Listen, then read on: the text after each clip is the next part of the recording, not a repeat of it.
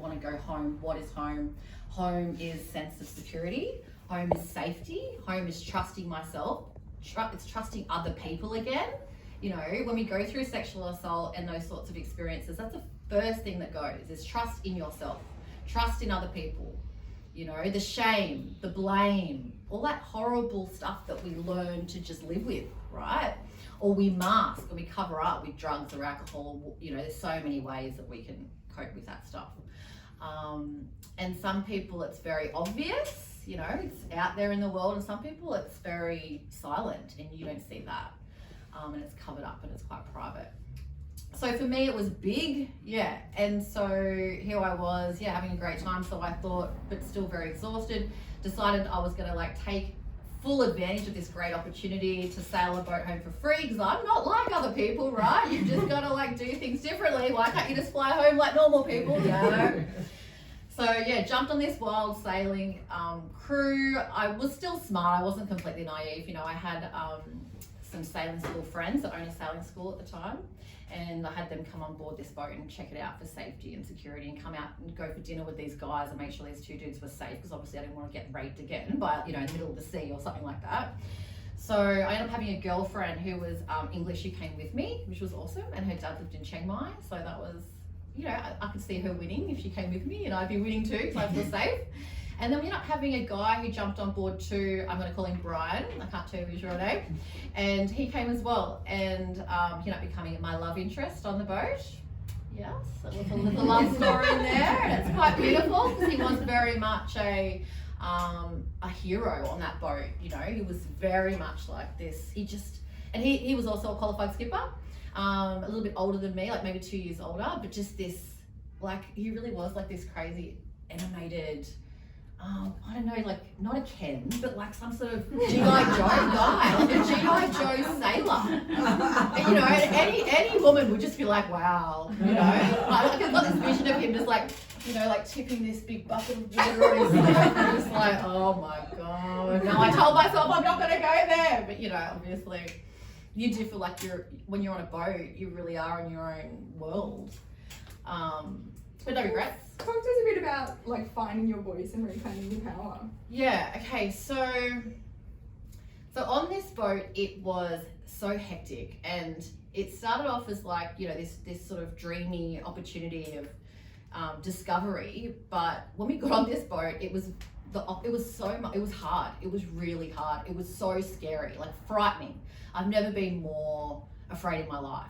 And I think I started to realize that I guess everything that I'd been running away from was now whoosh, like it's here, like this is actually real. I could possibly die here. We went through a category 5 cyclone.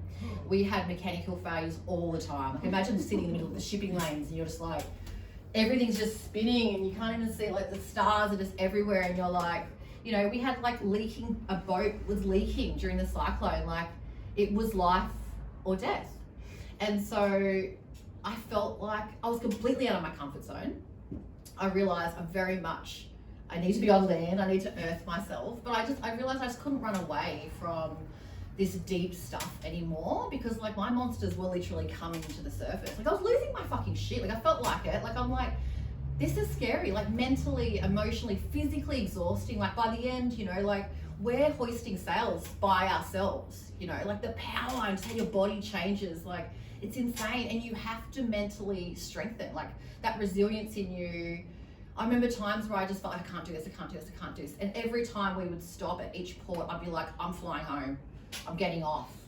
But then every time I'd get back on that boat, you know? And I think it was just like I couldn't let my crew down. I knew that it was changing me. I knew it was challenging me. I knew it was making me better. I knew it was making me stronger. I was completely out of my comfort zone, but like, fucking give it to me.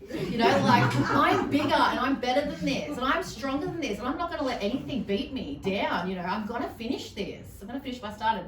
So I did, you know, and so I think, and that's what I mean about that reclaiming power after sexual assault. I had to really reflect on all the reasons why I wasn't talking about it. I had to reflect on all the reasons why, you know, the bigger story that was at play in our culture of why we are silenced, why we feel that we can't tell our stories, that we're to blame, that we should feel ashamed of ourselves. And we see it play out all the time. Like if anyone watched 7 News last night, there was an interview on there where they're interviewing and paying, an accused perpetrator on there instead of putting light on survivor stories. There are so many reasons why we're not sharing our stories. You know what I mean?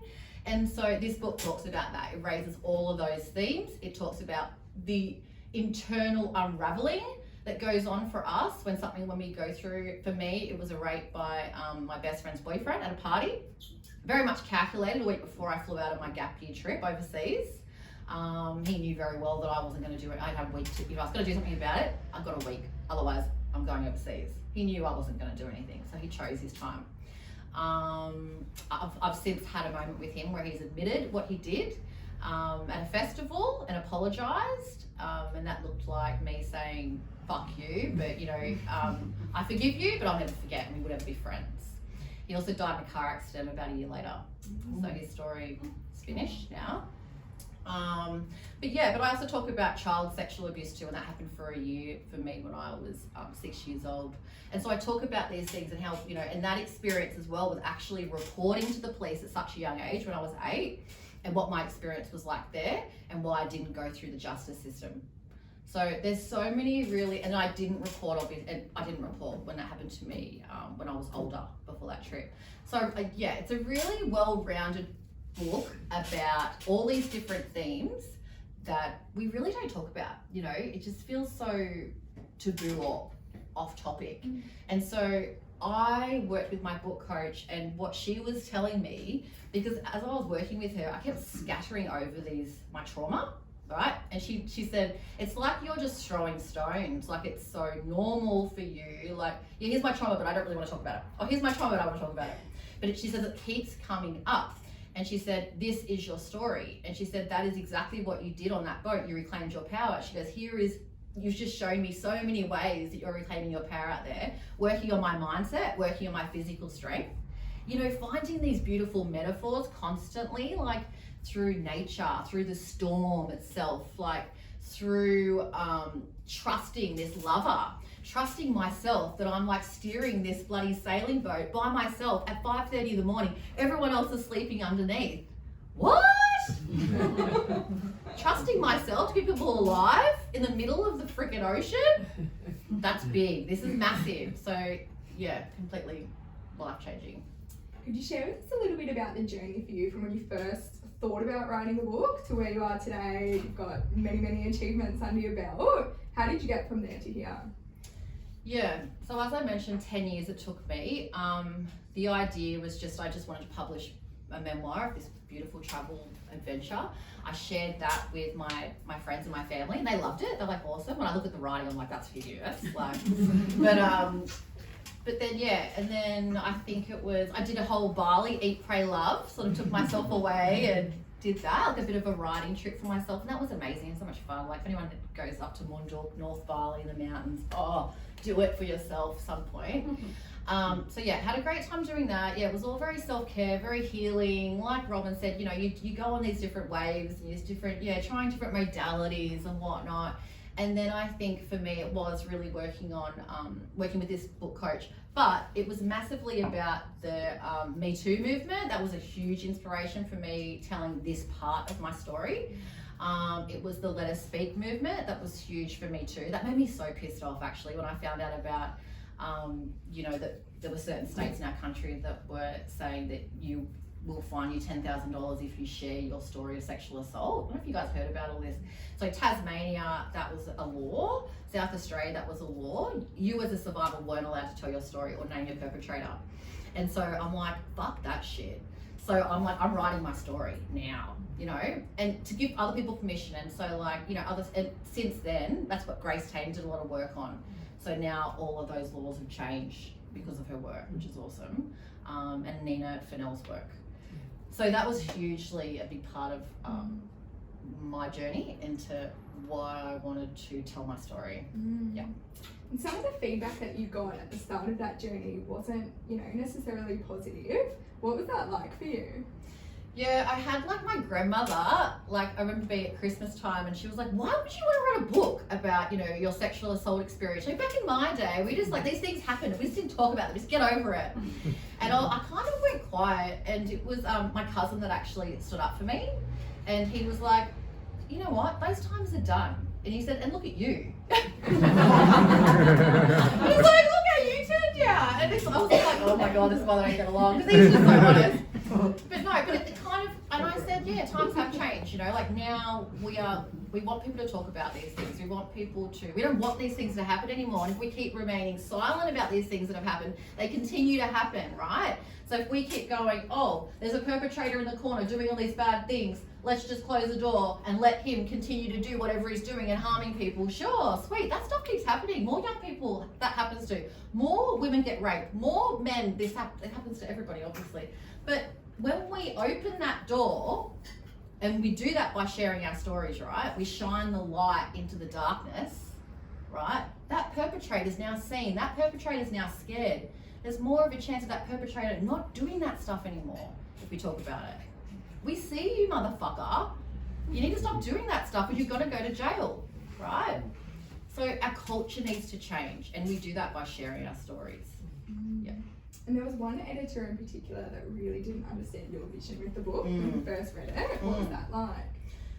Heartbreaking. So I went through a few different things, because obviously you can go down, you know, if you can find a publisher, you can go down that route. You can self-publish, you can go to vanity publishers and they'll cost you an arm and a leg and your soul. And so I was trying to figure out that, and that's such a journey in itself, trying to figure out how you're going to publish your book. And so for me, I decided at one point, I did was looking at the vanity publishing option, but I more wanted to see if I even had a story. And so this particular publisher put me in touch with this editor who they charge you like $500, and they look at your first 40 pages and they pretty much just tell you yay or nay if you've got something to work with or not. This guy, I didn't want to work with a guy, no offense to the guys in the room, because I just felt like my voice and the way I was connected, it was feminine, very much connected to my feminine energy, and I needed to be held in that safety as well by, I felt like a female editor or someone that could just understand where I was coming from a bit more. And so this guy was not my person. Like, he just completely shat all over my writing, pretty much told me in a nutshell it's a full rewrite. Told me that, he said, is this a Sex and the City book or a self-help book or memoir? I'm really unsure. And it was just negative, blow after blow after blow. I sat there just crying. I'm pretty sure I cried for 24 hours, and I pretty much went, I'm a piece of shit. I'm not doing that anymore. I'm going to leave it. Like, that's not a book. Yeah, what have I been doing? Like, can't believe I've been so delusional this time that I felt so bad. And then 2 years later, I said to Mitch, no, I'm not giving up. I'm going back. And so I ended up sending a little email to this publisher, and I told her how this person made me feel with their feedback. And she said, oh my goodness, no one should ever feel that way. I'm refunding that whole $500. And I was like, oh my God, that's the green light that I needed. And so then I used that money to work with this book coach. And then she believed in me. And that was like, I remember being so nervous that she'd read, you know, my story, and then and she's from America. Inkworthy Books is who she's with, if you're interested in getting in touch with her. Danielle Anderson, oh my God, I love her, she's my angel. And yeah, she read it, we jumped on a Zoom. Yeah, the first thing she said is like, oh my goodness, your journey's amazing, this story is so beautiful, we're going to do amazing things together. And she just gave me this validation that I needed so bad, that she could see what I saw, you know? And so yeah, we made magic together, and rest is history. And how has sharing, fuck that guy. How has sharing your journey by writing a book impacted you? Really big. It's been a big couple of years for us. I have a baby. She's 2 also. So yeah, it definitely was like giving birth to a baby. And I was very much like pregnant, you know, working through that last 6 months is where I got really, really serious. It took me 6 months, by the way, to really push all that out. Worked so hard as well. Like, I'm talking before work, after work. And then, you know, my pregnancy was like, it was a sense of urgency that I need this out in the world before she came. And I felt like it was like, I need to make the world a better place before she comes too. That's how I was kind of feeling. And I also felt like I'm probably never going to get this chance to write a book again like I do now with time. And oh my goodness, at the moment it's like that. You're amazing. And anyone that has young kids to write a book, oh my goodness, I'm mind blown. What was the question again? I'm getting lost. So how has it impacted you by getting the story out there? Yes. So then, so worked really hard to get it out. Just before Sophia came, we launched, and that was in March. We actually, well, when you say launch, it was COVID, so we didn't get to do anything beautiful like this. We were just like, let's just get it out into the world, and obviously everything's in lockdown, and hope for the best. So that was wonderful. Had some awesome feedback from everybody, so that was really encouraging. And I haven't had, I think it's got a rating of 4.8 or something on Goodreads, which is beautiful and humbling. Haven't had a bad review.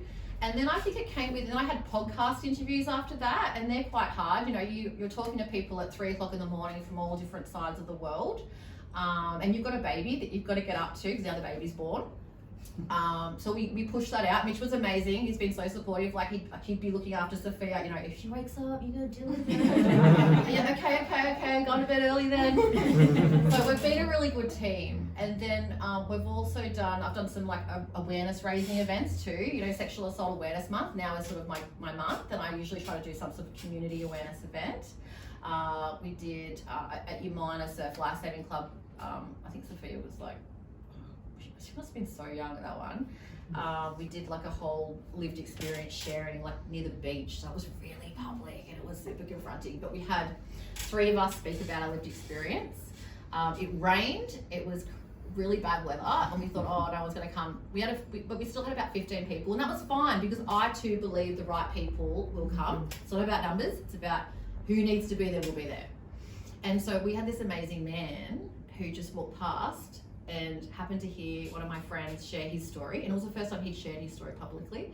And this man just broke down after I told him that it happened to him too, and he said, I've never talked about this before, and that is the reason why we did that event, that one person.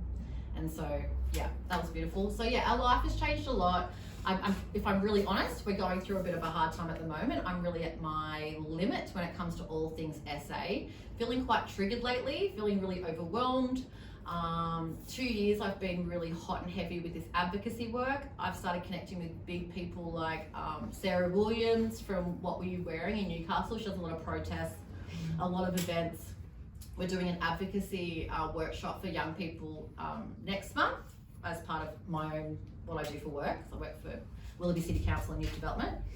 And that's another thing where like I feel like now my work, my paths are crossing because now I'm being a bit more focused, and how can I do more in the sexual assault support space in my paid role, you know. I've also, you and I are also about to start a Survivor Hub support group in probably next month or the month after on the Central Coast, which will be a first of its kind. It's lived experience. It's to help mainly young people, mainly for people that need support through the justice system, because there's not a lot of that. You're kind of like, okay, you're going to go through this, and then you just know the justice system's not set up for victims, so there needs to be a lot of support around that. If you've seen what happened to Brittany Higgins, you'll understand that it's not nice. So we really feel a call to support, and we're going to be doing that by that support group. But so in a nutshell, it's hard doing this advocacy work. It's hard sharing your story. It's hard talking about these really, challenging topics. Mitch is pretty over listening to stories like this, and and we've had to find boundaries around what I share with him and what I don't as well, because I get those messages quite often, probably every week with someone sharing their story with me, so our DMs are always open for support, and I'm happy to be that person. We're going away to Bali for 10 days without a baby, phones off, no emails. I just launched to a big online course to help people to also share their stories. And it's not just it's a reflective writing course, but it's about it's to help people to really understand. It's everything that I wish I had, to be honest, when I was 20. And it talks about trauma and PTSD and all the symptoms that we carry and the impacts that we carry in our life that you probably just think are normal for you, right? Or you might just think, this is how I am, or right? And then this course is going to really open your eyes to, oh, okay, these are all my symptoms of my trauma. And then, so you're going to reflect on that. I teach people how to write a victim impact statement, whether they choose to use that in whatever way. I actually find it a really amazing personal reflective tool just to use and acknowledge actually the gravity of what you've experienced. and then burn it or whatever you want to do with it. And then I take you through, I teach you, because a lot of people don't see themselves as survivors, or don't even really understand how they're reclaiming their power, or they have reclaimed their power in their lives. So what I do is I take you through these steps, 6 steps, to actually show you how you're reclaiming your power, how you have reclaimed your power. And I teach you how to write your story of how you are reclaiming your power after your trauma. And a lot of that's to do with either sexual assault or relationship violence. So worked really hard for a year on building that course, fleshing that out. So we just officially launched that recently, which is why I'm really wiped and burnt out, because that's massive. If you follow me on social media, I'm pretty like, whoop, whoop, whoop, very like energetic. And so it's kind of left me like, okay, ready to sleep in Bali like, the whole time. But yeah, so that's where I'm at the moment. Yeah, so a big break for me, probably for 2 months. And then I just feel like I'll come back a bit stronger, you know. Yeah. It leads me into the next question. So as you kind of touched on there's actually a lot of barriers to disclosing or sharing with people that you've been sexually assaulted. What are some of those barriers for people that don't know? Yeah.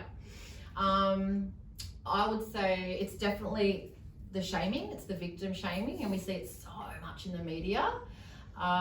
It is, yeah, I guess it's the self-worth stuff, like that I'm not good enough, I'm dirty. And that is culturally embedded in so many different cultures, you know, from all over the world. It's like, oh, you were raped, you were sexually abused, therefore you're dirty, you're banished, you can't have a husband. You know, we see it in so many cultures. Like, I talk about this too in my book around African, particularly like some African cultures where if a woman's raped, they are banished from they're not allowed to have their children, that no one will marry them anymore, they have to leave the community, and they're shunned. And rape is also used in some of those countries to systematically break down communities, and because they know full well, and usually it's the miners, it's usually these mining companies that use it to unravel societies and communities. Because what happens when you don't have a woman or the mother in the house anymore, that father then, he falls apart too, because how does he take care of his children and also provides and goes to work, and you know, it leaves them vulnerable. Everything falls apart, and they all end up having to go into the cities, and they end up in poverty. System breakdown. Guess what? The miners are stoked because everyone's left that land. Everyone's left that land. They win. So rape can be used as these war tools. What was the question? We'll move to the next one. But what's the one thing that you want readers to take away from your book? The most important thing is that we all have a story, and I really want to pay respect to the lived experience in this room. We all come with our own experiences, whether that's, you know, generational or it's personal, but we all know someone or we've had these experiences ourselves. So I just want to respect that. And I would like to say that, you know, everyone's story matters. You know, I would say don't compare your story either to anyone else's. There's no such thing as, oh, someone's got it worse than me, or, you know, that was they're more violent than me, or how it happened to me was, you know, oh, they're nice to me. I think all that doesn't matter. I think it's just your story matters. What happened to you is serious. And I think you deserve to be heard and believed, and you deserve lots of love. And I think the biggest takeaway should be you deserve healing. And I think it's really important that we own our healing and what we bring to our relationships and the world. And I think it's really important that we, as decision makers and leaders in our communities, whatever that might look like, it could be just our family, it could be, you know, in our workplaces, as a parent in a school system, as a business owner, I think it's really important that we know our power in those places, and that we do what is needed to make change. And that is believing survivors, putting focus on supporting them, and creating bigger change. And because right now, I would say it's not good enough what's happening right now. I think we can do better. 100%. Have we got one of your books ready to do reading? Yep. Oh, I'll grab it, it's alright. You do enough, Mitch. I don't write books, but. So we just got a minute or two. Okay.